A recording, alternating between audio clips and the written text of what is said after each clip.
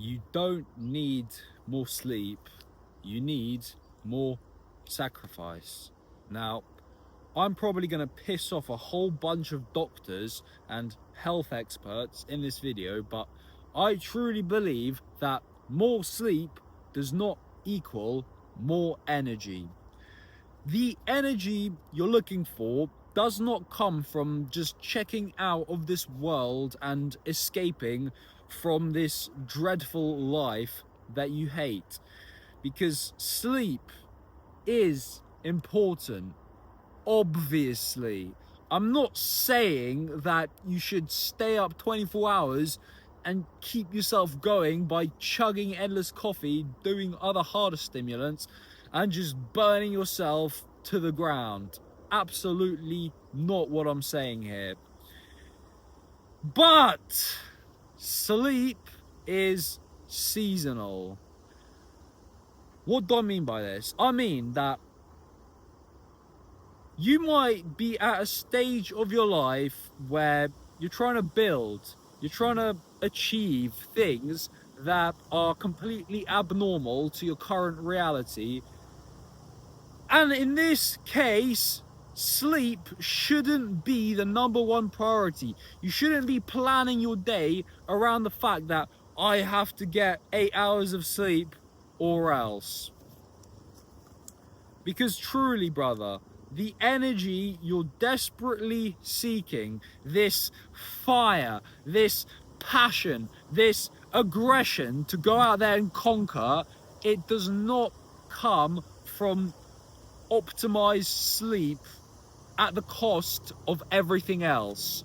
The energy you're looking for comes from sacrifice, doing what you know must be done despite really not wanting to do it. Now, when I say sacrifice, I don't mean empty sacrifice for a cause that you don't give a single hoot about, like some dead-end soul-sucking corporate job with which you feel absolutely no direct impact for your hard work. I mean sacrifice for your purpose. Sacrifice for the reason that God gave you talents and strength and put you on this earth for. For example, in my own life, I've suffered on and off with insomnia pretty much as long as I can remember. And yet, people tell me my energy is insane. However, they've only seen this version of my energy, where I can come on here and speak with vigor, with conviction, with intensity. They have not seen this slow, lethargic, completely dead on his feet version of me that, funnily enough, was manifested when I was getting 8 to 9 hours of sleep every night. But how did the rest of my life look when I was optimizing sleep but training like a flaccid peepee, going to a job I hated without any kind of plan of escape or any belief that I could? I wasn't doing anything that put me out of my comfort zone. I was literally just going through the motions, drifting through life, no drive, no direction. And now, I don't need 8 hours of sleep. I quite rarely get 8 hours of sleep. But I have the most energy I've ever had. Even on days where I'm a little sleep deprived, I'll be honest. Last night, I messed up a little bit. I only managed to get about 5.5 hours of sleep through my own fault, because I didn't execute the day properly, because I faltered, I got a bit flustered, I wasn't able to get everything done in the time that it needed to get done.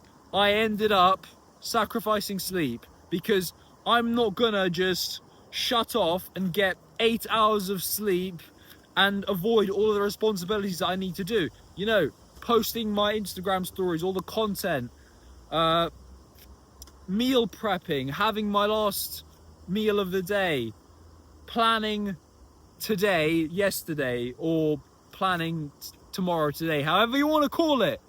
But nonetheless, I'm sleep deprived, and yet I can come on here with energy because I sacrificed.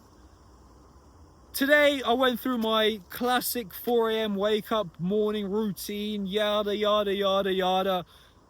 That was a step in the right direction in terms of energy flow, because yes, I woke up, I was tired, I wanted to roll over and get back to sleep, but the day needs conquering. There is an objective, there are a certain number of tasks to tick off to move me towards my goals, part of which is the morning routine, which puts me into the frame of the future version of myself. It doesn't allow me, it doesn't make me just react and enter the day with no intention. No.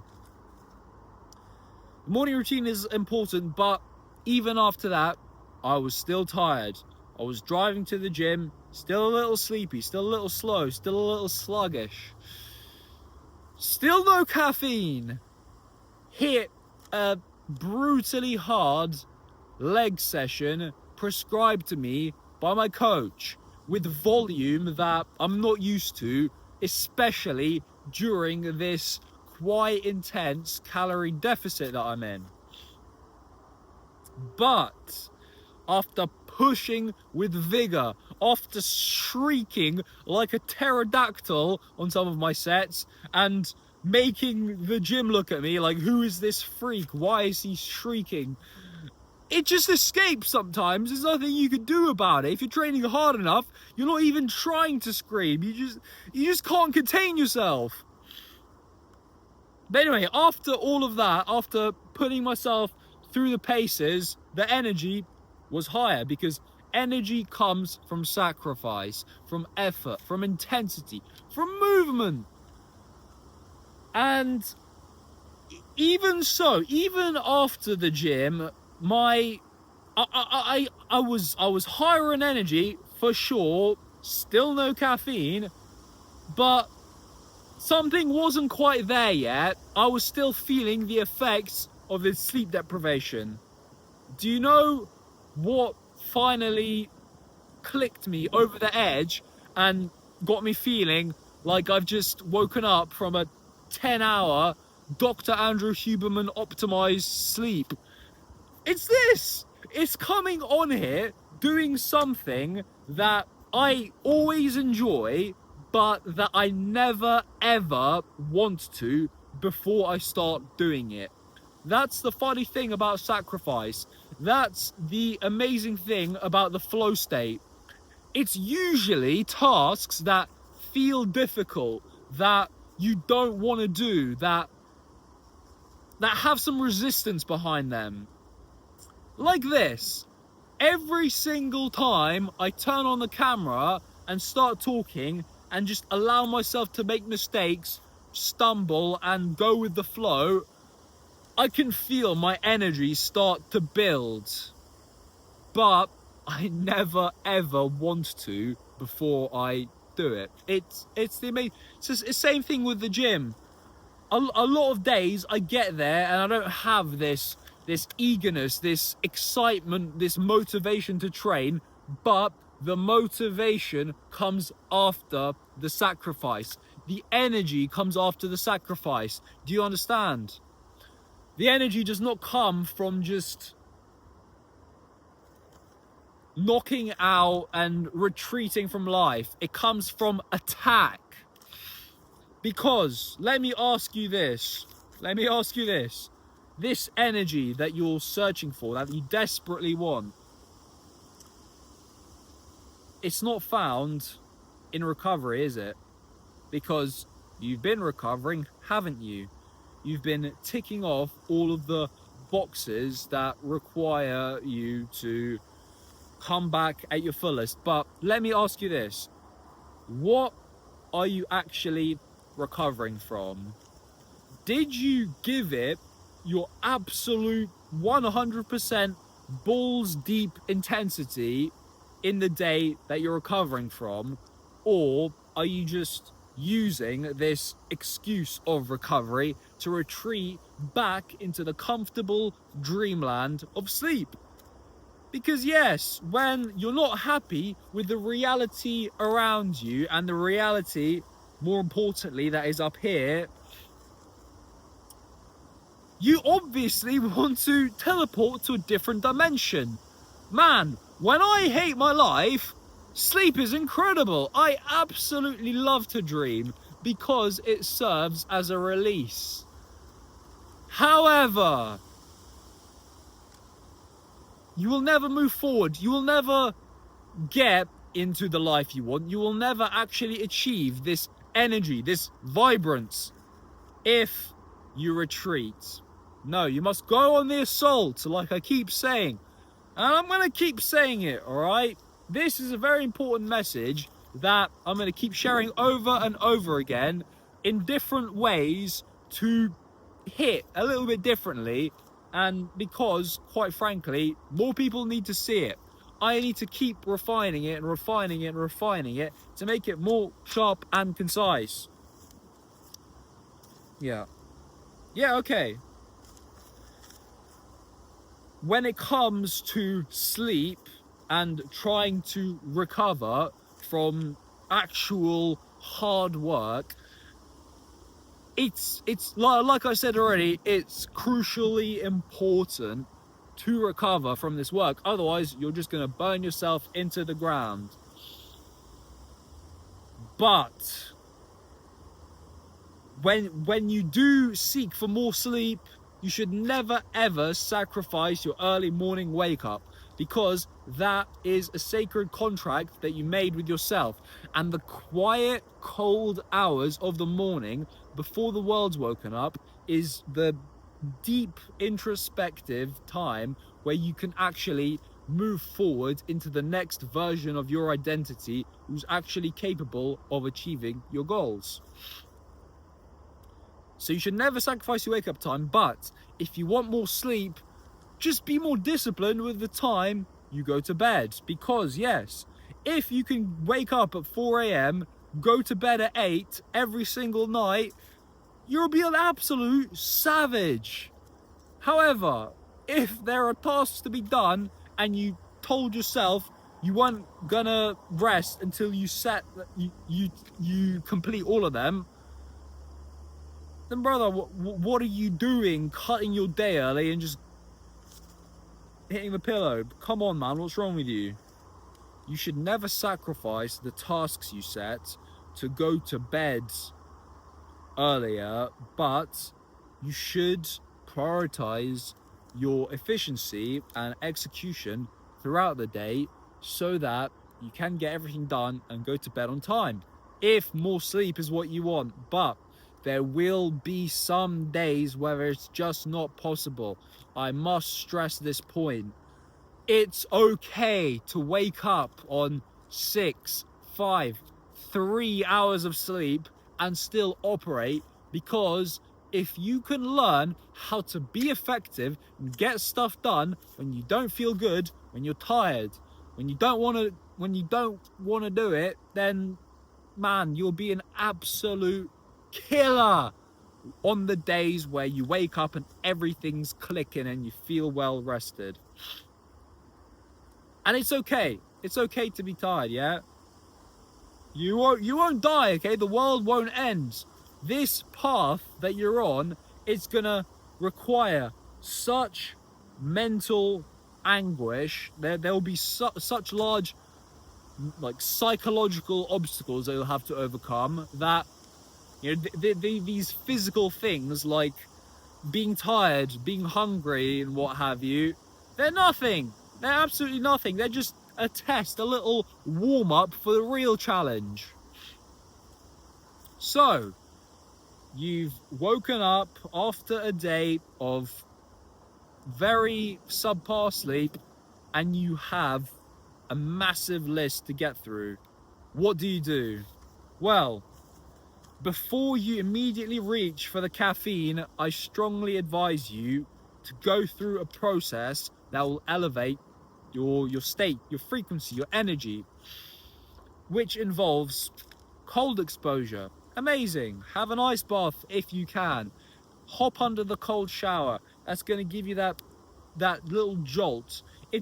I'll be honest, it doesn't last long. It's not going to have you feeling, hyped for the rest of the day, but it's just enough to, get things moving. Breathe. Breathe. Breathe. Nice and deep. There are many different breathwork techniques that are available that will raise your energy. There is breath of fire. There is funnel breathing. There is Sufi breathing. Either way, I'm not a breathwork expert, okay? There is a channel on YouTube that is an absolute godsend called Breathe with Sandy. You turn it on, it's guided breathwork. He does an incredible job of syncing up the music with some frequencies of binaural beats with his amazingly soothing voice guiding you through the breathwork.